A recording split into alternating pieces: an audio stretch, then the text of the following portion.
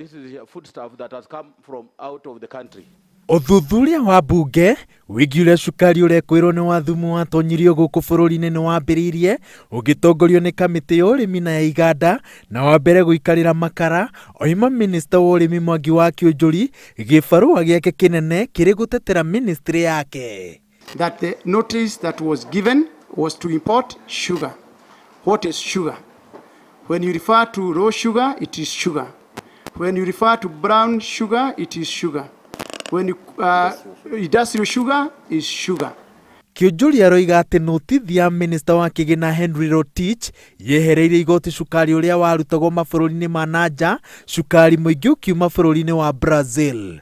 Notithi iyo ndiagathikire mikana mitaratara na ikiro cia cukari uria warehagwo guku bururi-ini undu uria warituhirie mihango ya guthurima cukari uria warehagwo. This importation on duty free is in line with the provisions of the law, Section 114(2) of the East African Custom Management Act, and specifically the 5th schedule. Bururi wa Kenya ukoragwo na ithei 12 tu cia cukari iria ihitukitio ni thirikari, no minister aroiga ati notithi ino yaguciririe andu 370 aria marehaga cukari matari na license.